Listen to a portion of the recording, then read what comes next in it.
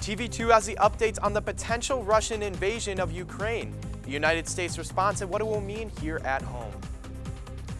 The Ambassador Bridge linking Canada and the United States reopens after police cleared protesters Sunday. Do you believe in true love? Stay tuned for this special Valentine's Day episode as your news in a flash starts right now.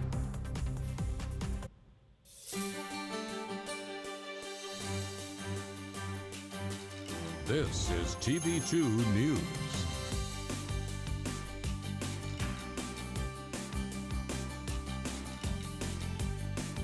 Good Monday morning, Portage County, and thank you for joining us. My name is Josh Aponte. And I'm Anthony Zacharyasz. Your time is 10:30. Let's get into today's top headlines. The Portage County Sheriff's Office warns residents of incoming calls that may be scams with the number ID being affiliated with the Sheriff's Office. These calls are asking information including payments for warrants, and the Sheriff's Office says if anyone calls to collect their information, call the office dispatch to confirm if the inquiry is legitimate. Hudson residents have rebooted a petition drive to censure Mayor Craig Schubert. This comes after recent comments Schubert made of him linking ice fishing to prostitution. A resident in late November initially started the petition on Schubert after he classified an optional textbook in a college-level class at Hudson High School as child pornography.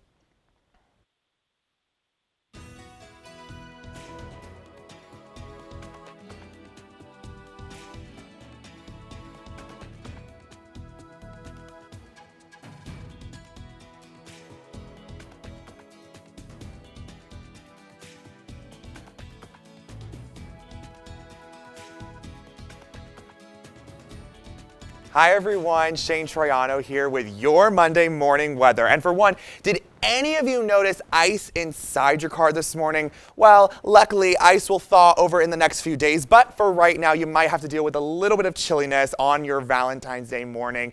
7 degrees and it feels like 7, so yes, that ice did not come out of nowhere. There is definitely some cold air with us this morning, and as we go over here, 32 degrees as your dew point, 32.7 if I may, and it's wind is going 2 miles per hour, so a little chilly, and that wind is definitely not helping.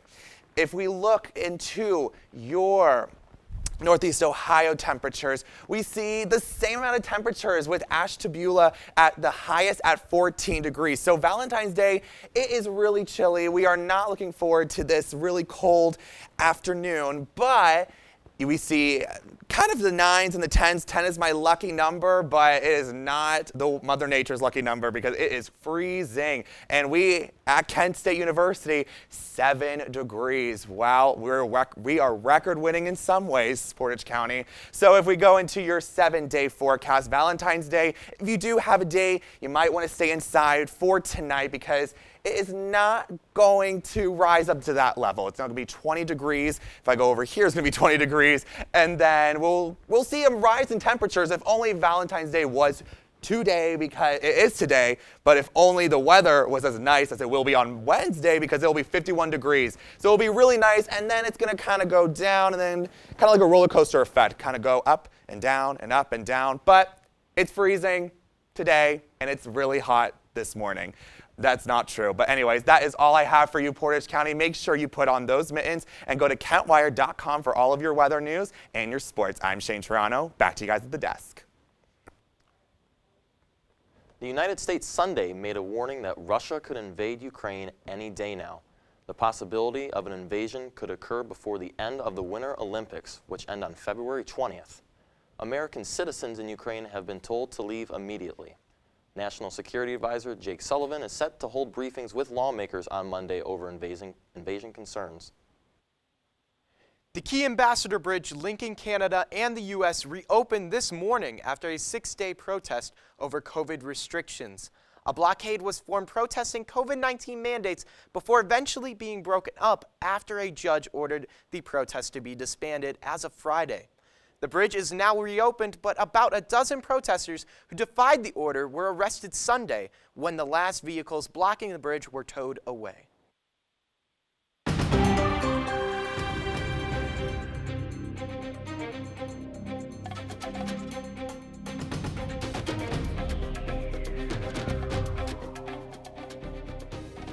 Scientists warn that future COVID-19 variants may be more deadlier than previous strands.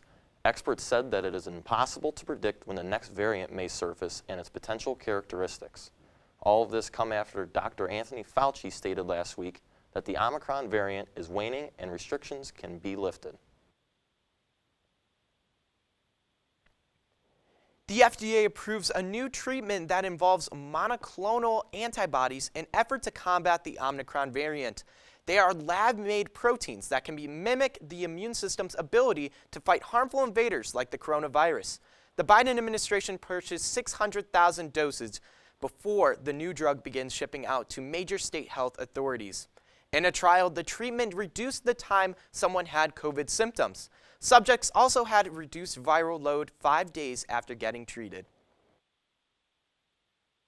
And now, your TV2 Sports Report.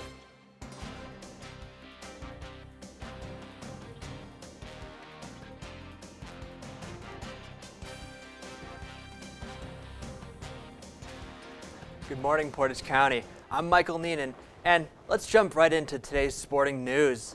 Now here, on the first thing, we have the Super Bowl 56 between the LA Rams and the Cincinnati Bengals. Now here, Joe Mixon, he gets the ball, but on the trick play. Oh no. Now here, oh, there we go. Now here, on the second play, we have Matthew Stafford, but he escapes the pocket. He goes, he runs, he's looking for a big play, but he goes down and gets intercepted in the end zone. Bengals lead now here. Joe Burrow fakes the handoff. He goes and he passes all the way down to the field to T. Higgins, and he takes it all the way into the end zone. The Bengals take the lead here in the third quarter. Wow, looking good for them. Now here, last 2 minutes of the game, Matthew Stafford, he throws a pass to Cooper Kupp, who goes for the touchdown. That's his second touchdown of the night. Rams take the lead. Now here on the final play for the Bengals, Joe Burrow, he gets sacked by Aaron Donald, and it's incomplete. The LA Rams go on to win 23-20, and Cooper Kupp is selected as the Super Bowl MVP. Now here we move on to the Boston Celtics taking on the Atlanta Hawks in TD Garden. Here we just have Trae Young going for a deep three. He makes that look casual, but Jason Tatum, he goes up for a 3 too, but he puts it back anyway. Jason Tatum was selected as a starter to replace Kevin Durant, and he's looking good.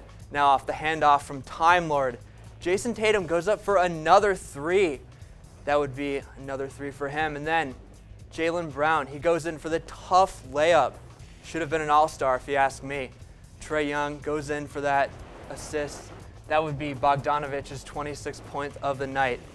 Now, Jason Tatum goes in for the 3 off the fast break. That would be his 38th point. And the Boston Celtics would go on to win 105-95. That's the Celtics' 8th straight win.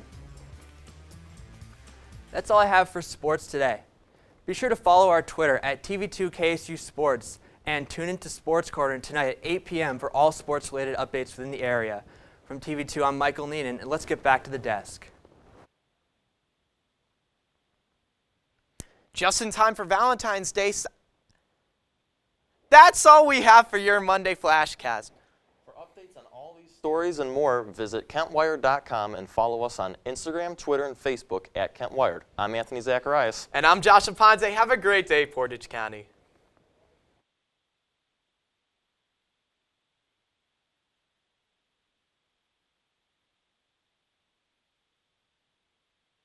To Mars.